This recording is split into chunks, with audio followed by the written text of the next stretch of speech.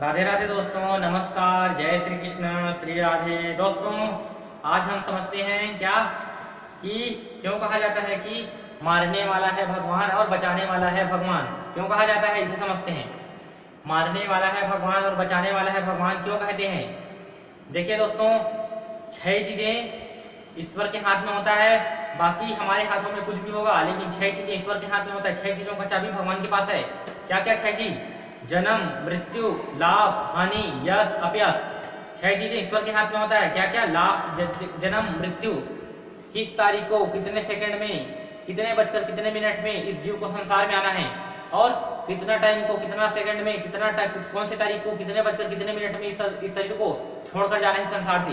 वो जन्म और मृत्यु उसका हाथ में रहता है। उसके बाद लाभ, हानि, कितना हमें सुख मिलेगा, कितना हमें दुख मिलेगा, कितना हमारा इज्जत होगा, कितना हमारा अपमान होगा इस संसार में, वो 6 चीजें भगवान के हाथ में होता है। अब समझते हैं कि क्यों कहा जाता है कि मारने वाला है भगवान, बचाने वाला है भगवान। देखिए दोस्तों, सबसे पहले हमें समझना है कि इस संसार में ईश्वर के अलावा और कुछ भी नहीं है। सब कुछ ईश्वर है दोस्तों, सब कुछ ईश्वर है, सब कुछ भगवान है। भगवान के सिवा कुछ भी नहीं है, कुछ भी नहीं है भगवान के सिवा। सूक्ष्म भी वही, स्थूल भी वही है, प्राण भी वही है, जीवन भी वही है, आत्मा भी वही है और परमात्मा भी वही है। सब कुछ वही है, उसके सिवा कुछ भी नहीं है। कुछ भी नहीं, कुछ भी नहीं मतलब कुछ भी नहीं दोस्तों। इस संसार में जो कुछ भी है सब उसी से युक्त है, भगवान से ही युक्त है। भगवान से अलग कुछ भी चीज नहीं है। सब चीज वही है, सब चीज वही है। जन्म मृत्यु, जन्म और मृत्यु भगवान के हाथ में है। देखो, आधा घंटा तक देखो, आपने अगर आप भगवान ने आपके भाग्य में, भगवान ने आपके भाग्य में अगर 20 करोड़, भगवान ने आपके भाग्य में 20 करोड़ श्वास देकर आपको भेजा है। भगवान ने आपके भाग्य में 20 करोड़ श्वास देकर आपको भेजा है दोस्तों। कितना? 20 करोड़ श्वास देकर आपको भेजा है धरती में, 20 करोड़। तो आप 20 करोड़ से एक श्वास आप ले नहीं सकते, और एक श्वास कम, एक श्वास कम यानी कि 99 करोड़, 99 करोड़, 99 लाख, 99,999 श्वास आप जब लेंगे तो आपको भगवान नहीं ले जाएगा। आपको एक श्वास को लेना पड़ेगा, आपको एक श्वास को लेना पड़ेगा दोस्तों। यानी कि 20 लाख कंप्लीट जब होगा, 20 लाख जब कंप्लीट होगा, डन होगा, इसका श्वास खत्म, तब आपको इस शरीर से छोड़कर जाना पड़ेगा। ऐसा है दोस्तों भगवान का विधान। अगर हमारा 10,000 20,000 श्वासों में हमें तकलीफ भोगना है, कष्ट भोगना है, अगर यानी कि हमें या तो कोमा में रहना है या तो किसी भी कंडीशन में हमें मतलब कितना भी हम अंत समय में बहुत कष्ट भोग सकते हैं, बहुत कष्ट भोग सकते हैं अंत समय में, 1 साल 2 साल 3 साल 4 साल, लेकिन हमारा प्राण उसी टाइम पर निकलेगा जो टाइम पर परमात्मा ने हमें फिक्स करके भेजा है। जब हमारा श्वास खत्म होगा तभी वो हमें ले जाएगा।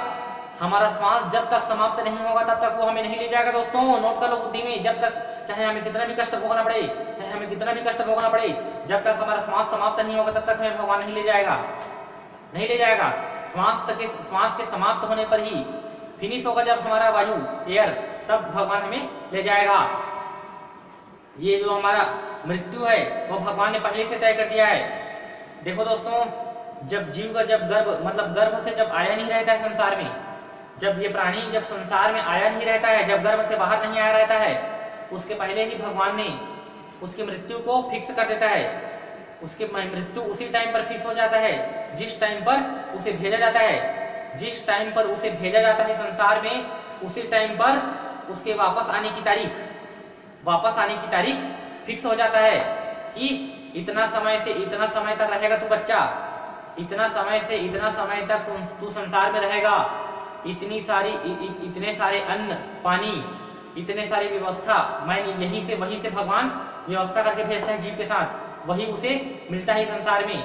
इतना श्वास, इतना धड़कन लेगा, इतना धड़कन धड़केगा, इतना श्वास लेगा, इतना अन्न तेरे लिए मैं भेज रहा हूँ, इतना पानी, और ये सुख मिलेगा, ये दुख मिलेगा, भगवान वहीं से फिक्स करके सब भेज देता है दोस्तों। फिर यहाँ का जीव उसे भोगता है। उसके बाद टाइम जब होता है तो यहाँ से चला जाता है। गर्भ के समय ही निश्चित हो जाता है दोस्तों मृत्यु, गर्भ के समय निश्चित हो जाता है मृत्यु। और पहली चीज मैं आपको ये बताता हूँ, भगवान की मर्जी के बिना किसी की मृत्यु नहीं हो सकती। भगवान की मर्जी के बिना। संसार में किसी की ताकत नहीं है दोस्तों, संसार में किसी की ताकत नहीं है, किसी की शक्ति ही नहीं है ऐसा जो हमें मार सके।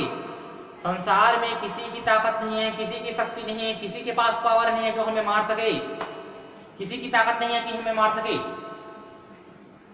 लेकिन कारण कुछ भी बन सकता है, कुछ भी कारण बन सकता है, कुछ भी कारण बन सकता है, लेकिन जो कारण से हमें मरना लिखा होगा उसी कारण से हमारी मृत्यु होगी। संसार में किसी की भी ताकत नहीं है कि हमें मार सके, मारने वाला क्योंकि हमें भगवान है।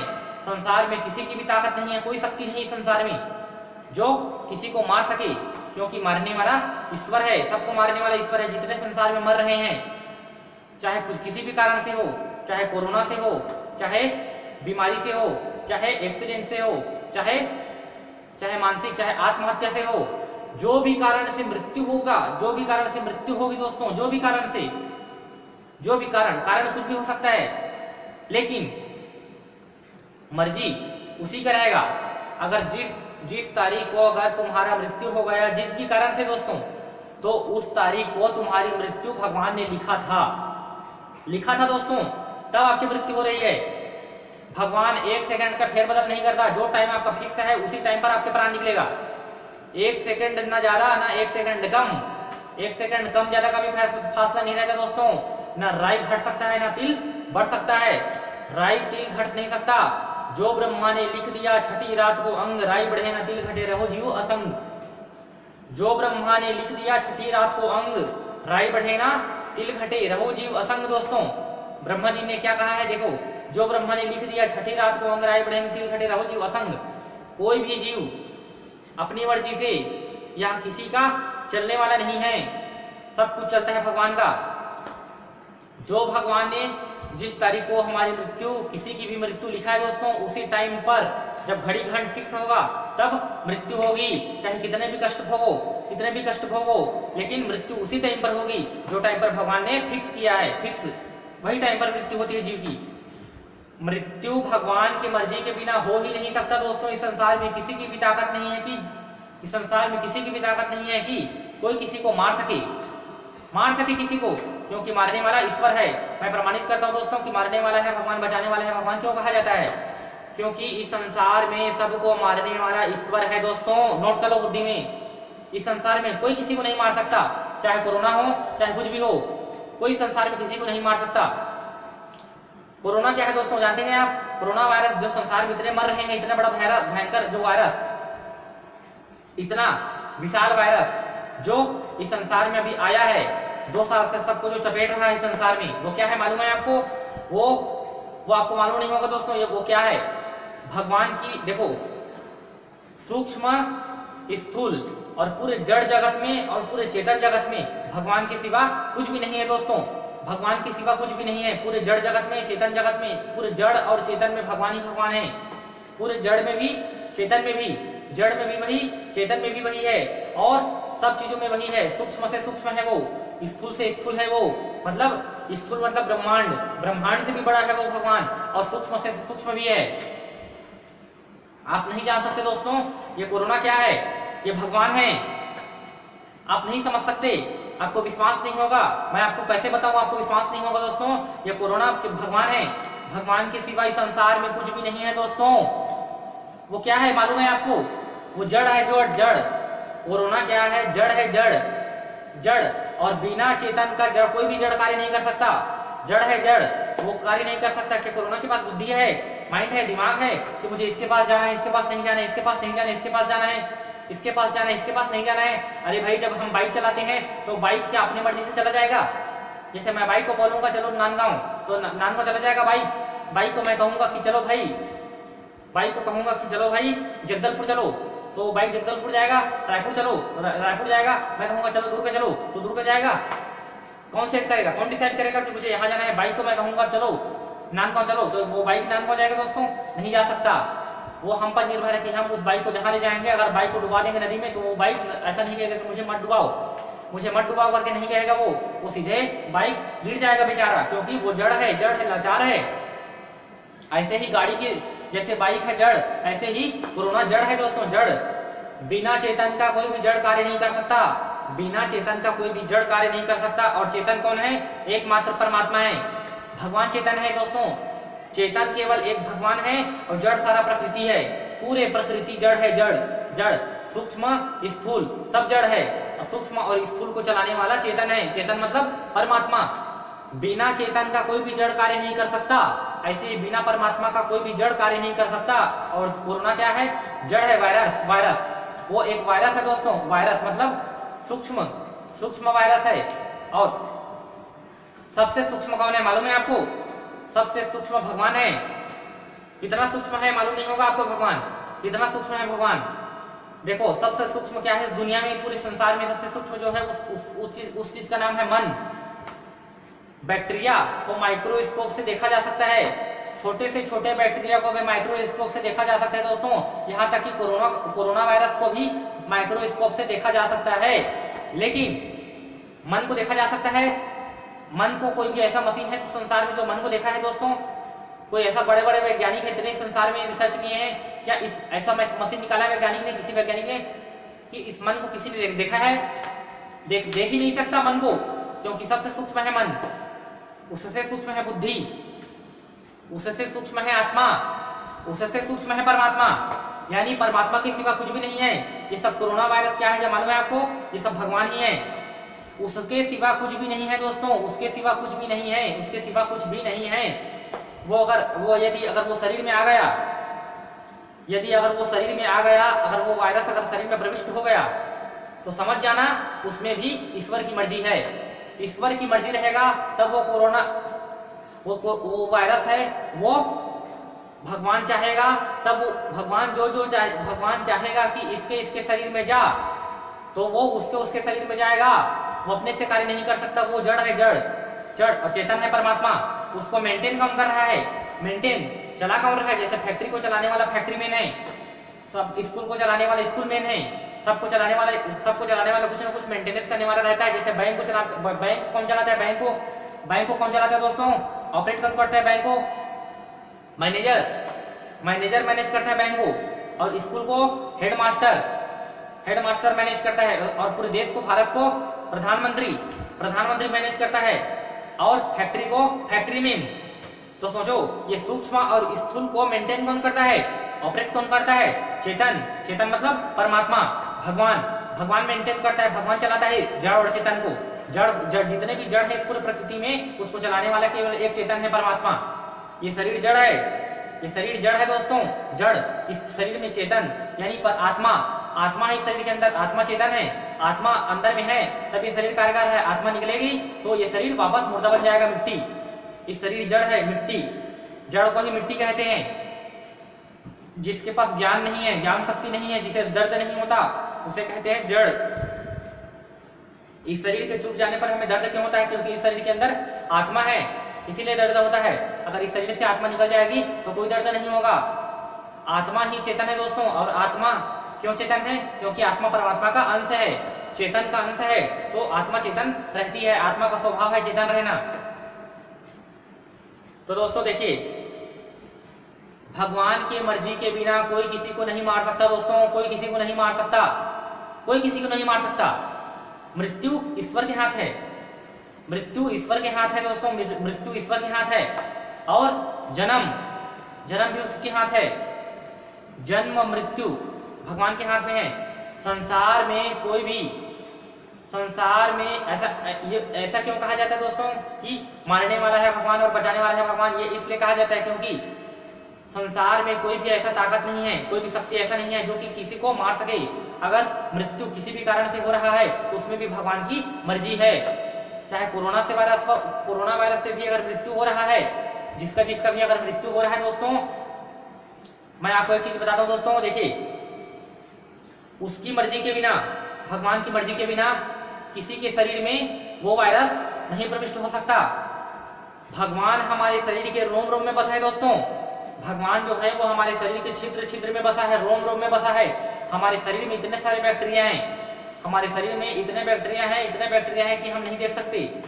इतने सारे बैक्टीरिया हैं, एक शरीर में कितने अरबों खरबों बैक्टीरिया इस शरीर में है हमारी। और उस बैक्टीरिया को पूरे भगवान जान रहा है। एक बैक्टीरिया को भगवान देख रहा है बड़े गहराई से। कितने सारे इस शरीर में बैक्टीरिया हैं, कितने सारे क्या क्या चीज हैं, एक एक कोशिका के सूक्ष्म से सूक्ष्म में और क्या क्या चीज है, गहराई में भगवान हमारे गहराई में बसा है, शरीर के बहुत गहराई में बसा है, हम नहीं जान सकते इसे, बहुत गहराई में बसा है भगवान, बहुत ज्यादा गहराई में, और भगवान बड़ा भी है सबसे, सूक्ष्म से सूक्ष्म भी वही, स्थूल से स्थूल भी वही, इसलिए कोई भी चीज, कोई भी सूक्ष्म चीज भगवान का पार नहीं पा सकता, और कोई भी स्थूल चीज भगवान का पार नहीं पा सकता, क्योंकि सबसे बड़ा भी वही और सबसे छोटा भी वही। वायरस, जितने भी वायरस है इस संसार में, वो सब भगवान के अंडर में कार्य करता है दोस्तों। कोई भी इस शरीर में कोई भी वायरस, बाहर के वायरस अंदर में उसकी मर्जी के बिना प्रविष्ट नहीं हो सकता, क्योंकि अंदर में बैठा भगवान है, अंदर में बैठा भगवान है दोस्तों। अगर इस सांसों के अब मैं आपको एक चीज बताता हूँ दोस्तों, देखिए हम जो हवा ले रहे हैं, हवा जो हम बाहर की हवा को अंदर ले जा रहे हैं श्वास के माध्यम से, उसमें जब हम एक बार श्वास लेते हैं, एक बार जब हम हवा को अंदर ले जाते हैं, तो हवा का अंदर में क्या होता है, छटनी होता है, मतलब वो छनाता है। यहाँ शुद्ध वायु अंदर में जाता है, गंदा वायु नहीं जाता, यहाँ पर छनाता है दोस्तों। भगवान ने एक ऐसा मशीन फिट किया है कि यहाँ पास ये जो हवा है वो छनाता है, उसके बाद ये अंदर में जाता है, यहाँ का जो हवा है वो नहीं जाता, यहाँ पास छनाता है हवा, और उससे छानता कौन है, भगवान। यहाँ पर भगवान जांच करता है, यहाँ अंदर में भगवान बैठा है, सबके शरीर के अंदर, प्रत्येक जीव के अंदर सब परमात्मा का वास है। वो भगवान जब श्वास को उसी की ही शक्ति से ये श्वास चल रहा है, और वही वायु को अंदर खींच रहा है भगवान अंदर में बैठकर। जब वो वायु को अंदर में खींचता है, जब श्वास के माध्यम से हम खींचते हैं, तो भगवान अंदर में जांच करता है कि किस किस वायु में कितने सारे बैक्टीरिया पहुंच रहा है, कि शुद्ध वायु जा रहा है। भगवान अंदर में जांच करता है दोस्तों हवा का, कि इस हवा में कुछ गलत चीज तो नहीं आ रहा है। हर श्वास में भगवान जांच करता है, उसकी मर्जी के बिना कैसे कोई चीज आ सकता है अंदर में। जैसे कि कोई गेट के अंदर, गेट के पास कोई चौकीदार खड़ा है, अगर चौकीदार को अंदर के घर के मालिक ने ये उसे सौभाग्य दे दिया है कि किसी भी व्यक्ति को अंदर आने मत देना, किसी भी व्यक्ति को अंदर आने मत देना है, तो देखो क्या किसी व्यक्ति की हिम्मत है जो उसके अंदर में चौकीदार के रहते हुए वो व्यक्ति घर के उस मालिक से मिल सकता है दोस्तों? क्या किसी की हिम्मत है कि कोई व्यक्ति उस मालिक से अंदर से मिल जाए चौकीदार के खड़े रहते? नहीं, चौकीदार खड़ा है मतलब वो द्वारपाल है, वो अंदर जाने किसी को नहीं देगा। ऐसे ही भगवान हमारे शरीर के चौकीदार हैं, ये शरीर के श्वास के चौकीदार हैं। बाहर की कोई भी चीजें, कोई भी चीजें, चाहे हम आंखों से जो देख रहे हैं वो, चाहे हम कानों से जो सुन रहे हैं वो, चाहे हम किसी भी माध्यम से, चाहे हमारे कोई भी कर्म हो, आंखों का कर्म हो, चाहे हम अगर कुछ भी जो चीज आंखें में, अगर आंख से कोई भी चीज हम देखते हैं धोखा से भी, वो भगवान को मालूम चल जाता है, क्योंकि आंखों के द्वारा हमारे मन पर जाता है वो चीज, कानों के द्वारा मन पर जाता है वो चीज, और जो हम हवा ग्रहण करते हैं उसे भी भगवान जांच करता है अंदर में कि कोई गलत वायु तो नहीं आ रहा है। इसलिए वो भगवान अंदर में बैठकर जांच करता है वायु का। इसलिए कोई भी चीज हमें नहीं मार सकता, कोई भी चीज हमें नहीं मार सकता दोस्तों, कोई भी चीज हमें नहीं मार सकता। अगर वो अंदर में बैठा है, वो अपनी मर्जी से बैठा है अंदर में, इस शरीर के अंदर में अपनी मर्जी से बैठा है भगवान दोस्तों। जिस दिन उसका मर्जी हुआ कि मुझे इसे छोड़कर जाना है, तो वो कोई बचा नहीं सकता। उसका यदि मर्जी हो गया कि मुझे अब इस टाइम पर मुझे इस शरीर को छोड़कर जाना है, तो कोई इस दुनिया के कोई भी शक्ति ऐसा नहीं है कि हमें बचा सके। इस दुनिया में किसी की ताकत नहीं है कि हमें बचा सके दोस्तों, कि इस टाइम पर मुझे जाना है, भगवान ने सोच लिया। अगर तुम उसे बचाने के लिए अगर जाओगे हॉस्पिटल नहीं पहुंच सकते, हॉस्पिटल पहुंचने के पहले ही उसका प्राण निकल जाएगा। इसीलिए कहते हैं दोस्तों कि मारने वाला है भगवान, बचाने वाला है भगवान। उसकी मर्जी के बिना इस संसार में किसी की ताकत नहीं है कि कोई किसी को मार सके, और उसकी मर्जी के बिना इस संसार में किसी की ताकत नहीं है, किसी की शक्ति नहीं है कि हमें बचा सके, हमें बचा सके। दोस्तों देखिए, हमें जब हमारा तबीयत खराब होता है तो हमें भ्रम रहता है कि इसने मुझे बचाया, इसने मुझे बचाया, मेरे पिता ने मुझे बचाया, मेरी माता ने मुझे बचाया, इसने मुझे बचाया, इसने मुझे बचाया। लेकिन सच्चाई मैं बताता हूँ दोस्तों आपको, कोई किसी को इस संसार में नहीं बचाता। सबको बचाने वाला ईश्वर है, कोई किसी को नहीं बचाता। यदि हमें कोई बीमारी हो गया, अगर वो बीमारी ठीक हो गया, तो हमें बचाया किसने है? भगवान ने बचाया है। लेकिन जिस दिन उसका मर्जी होगा, आखिर सोचो, हमारा तबीयत खराब हो जाता है तो हम डॉक्टर के पास चले जाते हैं। हमारी आदत है कि जब भी हमारा तबीयत खराब होता है तो हम डॉक्टर के पास भागते हैं, डॉक्टर के पास जाते हैं। जब भी हमारा तबीयत खराब होता है तो हम डॉक्टर के पास जाते हैं, डॉक्टर के पास जाते हैं। लेकिन हम कभी ये सोचने का प्रयास नहीं करते कि कब तक हम बचेंगे, कब तक हम बचेंगे। एक न एक दिन तो हमें मरना पड़ेगा, एक न एक दिन तो हमें शरीर को छोड़ना पड़ेगा, मरना पड़ेगा। हम डॉक्टर के पास कब तक जाएंगे दोस्तों? एक न एक दिन तो उस भगवान के अंदर में जो बैठा है उसे निकलना पड़ेगा। ये शरीर में भगवान अपनी मर्जी से बैठा है और अपनी मर्जी से निकलेगा, वो अपनी मर्जी से निकलेगा। उसमें कोई किसी का मर्जी नहीं चलता, अपनी मर्जी से बैठा है भगवान। अगर उसका मर्जी हुआ अभी निकलना है तो वो अभी निकल सकता है और कोई उसे बचा भी नहीं सकता। अगर उसका मर्जी हो गया कि आज रात को 10 बजे उसे निकलना है, आज रात को 10 बजे उसे निकलना है, तो आप 10 बजे, आज 9 बजे, 8 बजे कितने भी बड़े से बड़े हॉस्पिटल, मुंबई, अमेरिका, अगर आप इसे 2 घंटे में, अगर आप 3 घंटे में अगर अमेरिका के बड़े से बड़े हॉस्पिटल में अगर पहुंचा देंगे, लाखों करोड़ों करोड़ों खर्चा करने के लिए आप तैयार हो जाएंगे, तो आप बचा नहीं पाएंगे। 10 बजे प्राण निकल जाएगा, उसका मर्जी चलता है दोस्तों। इस शरीर में, इस श्वास में और धड़कन में भगवान की मर्जी है। एक एक श्वास में भगवान की मर्जी है, एक एक धड़कन के भाव में भगवान की मर्जी है। अगर ये धड़कन धड़क रहा है तो एक एक धड़कन के धक धक में भगवान की मर्जी है। और ये श्वास चल रहा है, एक एक श्वास में भगवान की मर्जी है, एक एक श्वास में भगवान की मर्जी, एक एक धड़कन में भगवान की मर्जी। हमारे शरीर के सिस्टम को भगवान अंदर में बैठकर चला रहा है। जैसे ब्रह्मांड को चला रहा है ऐसे ही शरीर को चला रहा है भगवान। तो उसके मर्जी के बिना कोई किसी को नहीं मार सकता और उसकी मर्जी के बिना कोई किसी को बचा नहीं सकता। वही बचाने वाला है और वही मारने वाला है। वो जब चाहेगा तब इस शरीर से निकलेगा और वो चाहेगा तब इसे बचाएगा। वो जो चाहता है कि मुझे इसे बचाना है, अभी नहीं मारना है, क्योंकि इसका टाइम नहीं आया है, इसका टाइम नहीं आया है अभी, इसीलिए भगवान बचा देता है हमें बचाता क्यों है भगवान? क्योंकि हमारा अभी समय नहीं आया है, हमारी मृत्यु अभी विलंब है, हमारी मृत्यु में अभी विलंब है, टाइम है। इसीलिए भगवान हमारे शरीर के अंदर में बैठकर क्या करता है? वेट करता है। वेट करता है किसका वेट? मृत्यु का वेट करता है, टाइम का वेट करता है, समय का इंतजार करता है। अभी समय नहीं आया है इसलिए मैं नहीं निकल सकता। चाहे वो व्यक्ति कितना भी पाप कर रहा हो, चाहे वो व्यक्ति कितना भी अत्याचारी कर रहा हो, भगवान को पसंद नहीं आ रहा है। भगवान हैरान भी हो जाएगा अगर अंदर में रहते रहते, फिर भी वो निकल नहीं सकता, क्योंकि उसने एक टाइम फिक्स किया है कि इतने समय से इतने समय तक मुझे रहना है। टाइम फिक्स करके उसने बैठा है अंदर में, इस शरीर में इतने समय से इतना समय तक रहना है। टाइम पूरा हुआ तो कोई बचा नहीं सकता, वो अपनी मर्जी से वहां से निकल जाएगा और दूसरे शरीर में चला जाएगा। दोस्तों, इसीलिए कहते हैं कि मारने वाला है भगवान और बचाने वाला है भगवान। उसकी मर्जी के बिना कोई किसी को नहीं मार सकता, उसकी मर्जी के बिना कोई किसी को बचा नहीं सकता। इसीलिए क्या कहा गया है? क्या कहा गया है समझना। जाको राखे साइया, मार सके ना कोई, बाल न बांका कर सके, जो जग बैरी होई। दोस्तों, इसीलिए कहा गया है जाको राखे साइया, मार सके ना कोई, बाल न बांका कर सके, जो जग बैरी होई। अगर आपके लिए कितने भी अगर मृत्यु की तैयारी अगर कोई भी व्यक्ति अगर कर रहा है दुश्मनी में, आपको मारने की प्लानिंग कर रहा है, तो आपको मार नहीं सकता। आपके कितने से बड़े दुश्मन होगा जो आपको मारने की प्लानिंग कर रहा है, वो भी आपको मार नहीं सकता। अगर वो मारने का प्रयास कर रहा है, देखो जैसे दोस्तों, आपको कोई व्यक्ति, जैसे देखो कोई तांत्रिक विद्या वाला कोई व्यक्ति है, कोई तांत्रिक विद्या वाला कोई व्यक्ति है, वो जलन में, ईर्ष्या में, अगर वो किसी से, अगर वो जिस भी व्यक्ति से अगर उसे ईर्ष्या है, तांत्रिक विद्या वाले व्यक्ति को अगर किसी व्यक्ति से ईर्ष्या है, उसे तांत्रिक विद्या जो तांत्रिक सीखे हैं उसे यदि किसी व्यक्ति से अगर ईर्ष्या है, उसे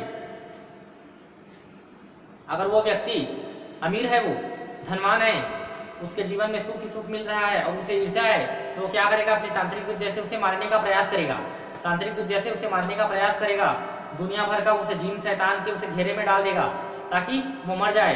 वो दुनिया भर का प्रयास करते हैं तांत्रिक व्यक्ति कि इसे मारने का मैं प्रयास करूंगा, लेकिन उसका जो मारने का प्रयास कर रहा है दोस्तों, क्या वो सफल, वो व्यक्ति जो तांत्रिक विद्या में मारने का प्रयास कर रहा है, क्या वो व्यक्ति उसे मार सकता है? क्या वो व्यक्ति उसे मार सकता है दोस्तों? क्या वो व्यक्ति उस व्यक्ति को मार सकता है? नहीं मार सकता, नहीं मार सकता। क्यों नहीं मार सकता? क्योंकि मृत्यु भगवान के हाथ में है। मारने का प्रयास कर रहा है, प्रयास कर रहा है, लेकिन उसका प्रयास सफल कब होगा? अगर उसके भाग्य में, अगर उसी व्यक्ति से उसका मरना लिखा होगा, अगर उसी व्यक्ति से उसके मरना अगर भगवान ने लिखा होगा, तो फिर भगवान नहीं बचा पाएगा आपको, भगवान नहीं बचा पाएगा, कारण वही बन जाएगा और भगवान आपको ले जाएगा। भगवान आपको शरीर से ले जाएगा छोड़कर, क्योंकि आपके भाग्य में वही लिखा था। भगवान आपको कारण बना देगा उसी को, और भगवान आपको ले जाएगा। अगर आपके भाग्य में उससे मरना नहीं लिखा है, आपके मरना लिखा है बीमारी से, अपने बीमारी से लिखा है, कोई दूसरे कारण से, दूसरे रीजन से आपका मरना लिखा है, तो क्या करेगा भगवान? आपको बचाएगा। आपके जो मारने का प्रयास कर रहा है, जो उसको निष्फल कर देगा, सफल होने नहीं देगा। आपको दुख भोगना पड़ेगा, कष्ट भोगना पड़ेगा, आपको जिन शैतान का कष्ट भोगना पड़ेगा, दुख भोगना पड़ेगा, लेकिन कष्ट भोगना पड़ेगा। यह कष्ट इसलिए भोगना पड़ेगा क्योंकि आपने पिछले जन्म में आपने बुरे कर्म किए हैं, उसका फल तो आपको भोगना पड़ेगा। लेकिन मृत्यु उसी दिन होगा जिस दिन भाग्य में लिखा होगा। लेकिन इस दिन मृत्यु क्यों नहीं हो पाया? क्योंकि भगवान ने हमारे जो भाग्य में लिखा था वो दूसरे रीजन से मरना लिखा है, इसीलिए हमारे भगवान ने इसे निष्फल कर दिया। कष्ट हमें भोगना पड़ा, लेकिन भगवान ने हमारी मृत्यु नहीं किया, क्योंकि इससे हमारा मृत्यु नहीं था। मृत्यु हमारा 70 वर्ष में होना था और हमें मारने का प्रयास कर रहा है 40 वर्ष में, तो कहाँ से 30 वर्ष की हमारी और आयु है, तो कहाँ से मरेंगे? एक दिन का भी, देखो 1 वर्ष का भी अगर आयु बचा रहेगा तो भगवान नहीं ले जाएगा। 1 महीने का आयु बचा रहेगा तो भगवान हमें नहीं ले जाएगा। एक महीने का अगर आयु बचा है दोस्तों तो भगवान हमें नहीं ले जाएगा। 1 हफ्ते का अगर आयु है हमारी जिंदगी, 1 हफ्ते का हमारी जिंदगी है तो भगवान हमें नहीं ले जाएगा। अगर 1 दिन का हमारा जिंदगी शेष है तो हमें भगवान नहीं ले जाएगा। और उस एक दिन में अगर हमारा 1 घंटा आयु शेष है तो भगवान हमें नहीं ले जाएगा। अगर उस एक घंटे में 30 मिनट आयु शेष है तो हमें भगवान नहीं ले जाएगा। उस 30 मिनट में 1 मिनट आयु हमारा शेष है, बचा है, तो हमें भगवान नहीं ले जाएगा। उस 1 मिनट में 10 सेकेंड आयु हमारा शेष है तो भगवान हमें नहीं ले जाएगा। उस 10 सेकेंड में 1 सेकेंड हमारा आयु शेष है तो हमें भगवान नहीं ले जाएगा। हमारा आयु पूरे 1 सेकेंड समाप्त होगा, हर सेकेंड समाप्त होगा, तब भगवान इस जीव को ले जाता है। यानी उसकी मर्जी के बिना कोई किसी को मार नहीं सकता, उसकी मर्जी के बिना कोई किसी को ले जा नहीं सकता। चाहे कोरोना वायरस हो, चाहे दुनिया का कोई भी वायरस हो, उसकी मर्जी के बिना कोई किसी को नहीं मार सकता दोस्तों। अगर जिस कारण से आपकी मृत्यु लिखा होगा उसी कारण से मृत्यु होगी। जो ब्रह्मा ने लिख दिया, छठी रात हो अंग, राय बढ़े न तिल घटे, रहो जीव असंग। राय बढ़ सकता है न तिल घट सकता है दोस्तों, राय बढ़ सकता है न तिल घट सकता है। जिस टाइम पर जो फिक्स है वो होकर रहेगा। हमारी चिंता करने से कुछ भी बदलने वाला नहीं है। इसे हमें बुद्धि में हर पल बिठा कर रखना है दोस्तों। मारने वाला है भगवान और बचाने वाला है ईश्वर। कोई किसी को नहीं मार सकता, कोई किसी को नहीं मार सकता। जो जीवन और मृत्यु में जिसका हाथ है वो है भगवान। भगवान की इच्छा के बिना कोई किसी को नहीं मार सकता। और ये कोरोना वायरस क्या है मैं आपको बता देता हूँ दोस्तों, ये भगवान ही है, भगवान ही है। भगवान परम सत्ता है। हम क्या समझते हैं, हम सब क्या समझते हैं, कोरोना परम सत्ता है, भगवान परम सत्ता है। उसकी मर्जी के बिना उसके अंडर में कार्य कर रहा है सब चीज उसके अंडर में कार्य कर रहा है। जड़ और चेतन में भगवान ही भगवान है। किसके शरीर में क्या क्या वायरस प्रविष्ट होगा वो डिसाइड भगवान करता है। उसकी मर्जी के बिना कुछ भी नहीं हो सकता, कुछ भी नहीं हो सकता, कुछ भी नहीं हो सकता, कुछ भी नहीं हो सकता दोस्तों। जीवन मृत्यु ईश्वर के हाथ में है। इसलिए मारने वाला है भगवान और बचाने वाला है भगवान। कोई किसी को नहीं मार सकता, कोई किसी को बचा नहीं सकता दोस्तों। जय श्री कृष्ण। हरे कृष्ण कृष्ण कृष्ण हरे हरे, हरे राम राम राम हरे हरे। श्री राधे श्री राधे श्री राधे।